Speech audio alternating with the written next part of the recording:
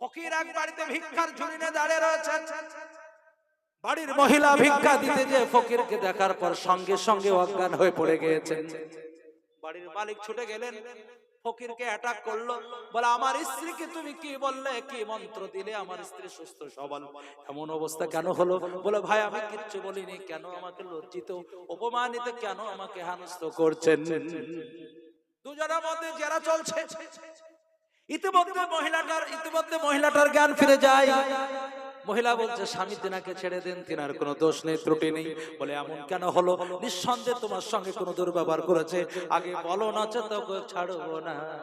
বলে উনি থাকলে বলতে পারবো না, উনাকে আগে ছেড়ে দেন, তারপরে প্রসঙ্গটা আপনাকে ক্লিয়ার করে দিচ্ছি। সঙ্গে সঙ্গে স্ত্রী কথা মতো ফকিরটাকে ছেড়ে দিলেন। বলে কি ঘটনা বলো? বলে ইনি প্রচুর টাকার মালিক ছিলেন, টাকা পয়সা ধন দৌলত গাড়ি বাড়ির কোনো অভাব ছিল না। বলে তুমি কি করে জানলে? বলে আমার একবার তার সঙ্গে বিয়ে হয়েছিল, প্রচুর সম্পদের মালিক এক ফকির তিনার বাড়িতে গিয়েছিলেন, তিনার পারমিশন নিয়ে আমি ওই ফকিরটাকে ভিক্ষা দিয়েছিলাম। বড় অহংকার মেজাজের মানুষ ছিলেন, বড় অহমিকা, অত্যন্ত মজা মেজাজটা তীক্ষ্ণ ছিল। আমার উপর শারীরিক মানসিক নির্যাতন, তাতেও ক্ষান্ত হলো না। শেষ পর্যন্ত আমাকে মুতাল্লাকা করে, তালাক প্রাপ্ত করে বাড়ি থেকে বিতাড়িত করে দেয়। আমি বাড়িতে ছিলাম, আপনার পছন্দ হয়েছে তাই বিয়ে করেছেন, কিন্তু আমি অবাক হয়ে গেলাম, এত টাকা পয়সার ধন দৌলতের মালিক সব বিলীন হয়ে গেছে, দাঁড়ে দাঁড়ে আজকে ভিক্ষা করে বেড়াচ্ছে। আমি নিজেকে কন্ট্রোল করতে না পেরে অজ্ঞান হয়ে গেছিলাম। তাই নাকি?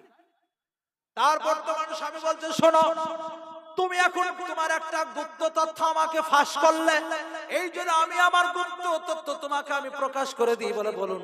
বলে তুমি যাকে যে ভিক্ষা দিতে যে মোতাল্লাকা হয়ে গিয়েছিলে, তালাক প্রাপ্ত হয়ে গিয়েছিলে, আল্লাহর কসম বলছি ওই দিনের ফকিরটা আমি ছাড়া কেউ ছিল না। ওই দিন আমি তোমাদের সেই বাড়িতে ভিক্ষা করতে গিয়েছিলাম। এটা হচ্ছে আল্লাহর ক্ষমতা। এই কথা বুঝতে পারছেন? এই জন্য টাকা পয়সা নিয়ে কোন রকম অহংকার করবেন না, সব বেকার। মুফতি জারিদের সাথে টাকা হচ্ছে, মনের মধ্যে একটু ভিতরে কিছু কিন্তু তৈরি হচ্ছে, আল্লাহ বলছে সাথে সাথে পেটে যন্ত্রণা। মন্ডলপাড়ার মানুষ বলছে হুজুর আমাদের দেশের লোক বাইরেও জালসা করার কোনো ব্যাপার না, আমাদের গ্রামে যাই হলো কি বিপদ করলাম, কয়েকটা অ্যাসিলো ক্রান্টাক ফ্যান্টাক ট্যাবলেট না খাওয়ার কিছুতেই কিছু নয়। আসলে আল্লাহ খেলা দেখাবে।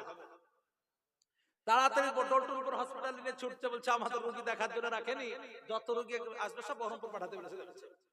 সাথে সাথে বহরমপুরে ডাক্তাররা বলছে আর দেখাশোনা করার পর বলছে এখন তো রাত্রে বেলায় সব অপারেশন থিয়েটারে আপন আপন পেশেন্ট সব ক্লিয়ার হয়ে আছে, যাবে আপন আপন নার্সিং হোমে, পার রোগী 25,000 20,000 10 5 সব ফাইনাল হয়ে আছে। টাইমটার দিকে লক্ষ্য করে বলছেন কলকাতা নিয়ে যাও, ভালো চিকিৎসা আছে কলকাতায়। পিজিতে এফআর করে দিল, পিজি ডাক্তাররা দেখে বলছে অসুখটা কি পিজি না, বড় সিরিয়াস, দক্ষিণ ভারতে চিকিৎসাটা ভালো হয়। টাকা পয়সা আলাদা মানুষ তো, সাথে সাথে অনলাইনে ফ্লাইটের টিকিট সকাল 7টার দিকে একদম নেতাজি সুভাষচন্দ্র এয়ারপোর্ট থেকে হয়ে গেল জওহরলাল নেহরু আপনার চেন্নাই এয়ারপোর্ট। বাস অ্যাপোলো থেকে চলে এলো একটা হো হো করে একটা অ্যাম্বুলেন্স, বডিটা চাপে নেওয়া হলো। ডাক্তার টিম একটা বসে বলছে স্যার কোনো টেনশন নেবেন না, ভিতরে একটা পার্টসের সমস্যা, একটু সার্জারির প্রয়োজন, সব সেরে যাবে, কোনো টেনশন নেবেন না। বলে খরচ কেমন হবে? বলে আমাদের এখানে প্রায় সব ফ্রি চিকিৎসা, ঢাকা টাকা কেনার জন্য 9.5 লাখ টাকা লাগবে, দেখছে 8 লাখ টাকা বেচারা ব্যাংকে রাখা ছিল, ফিরে গেল। একে টাকা বলা হয়?